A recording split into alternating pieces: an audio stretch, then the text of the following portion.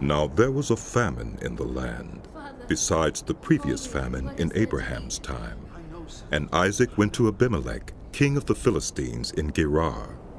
The Lord appeared to Isaac and said, "Do not go down to Egypt.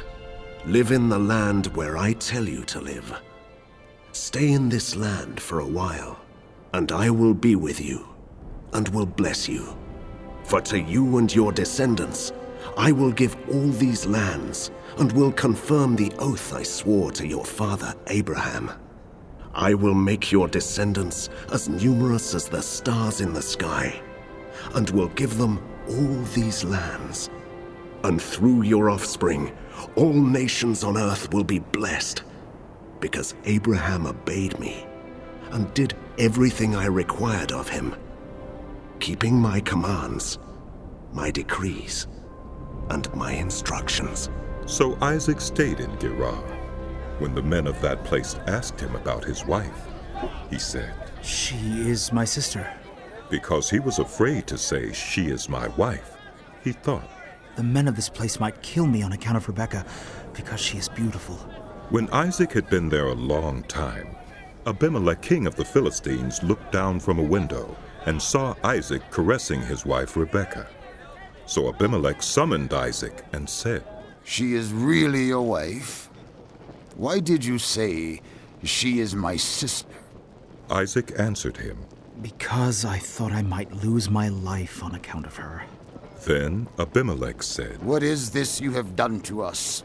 One of the men might well have slept with your wife, and you would have brought guilt upon us."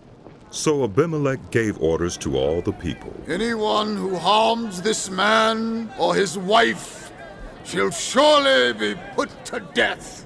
Isaac planted crops in that land, and the same year reaped 100-fold, because the Lord blessed him. The man became rich, and his wealth continued to grow until he became very wealthy. He had so many flocks and herds and servants that the Philistines envied him.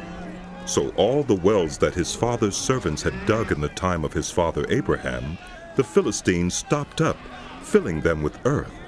Then Abimelech said to Isaac, "Move away from us.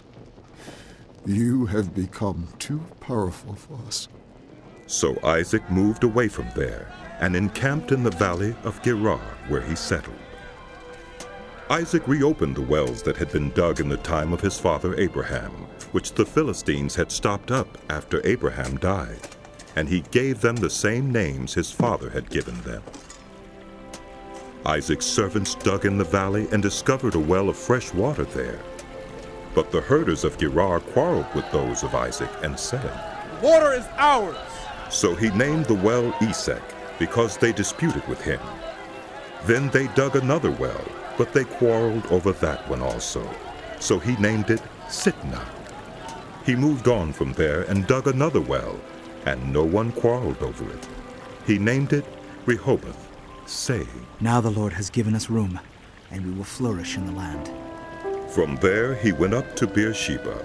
That night the Lord appeared to him and said, "I am the God of your father Abraham. Do not be afraid, for I am with you. I will bless you and will increase the number of your descendants for the sake of my servant Abraham." Isaac built an altar there and called on the name of the Lord. There he pitched his tent, and there his servants dug a well. Meanwhile, Abimelech had come to him from Gerar with Ahuzath, his personal advisor, and Phicol, the commander of his forces.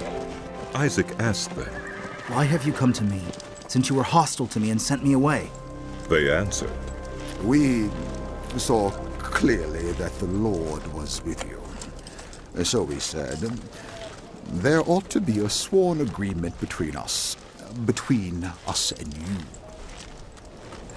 Let us make a treaty with you that you will do us no harm, just as we did not harm you, but always treated you well, and sent you away peacefully.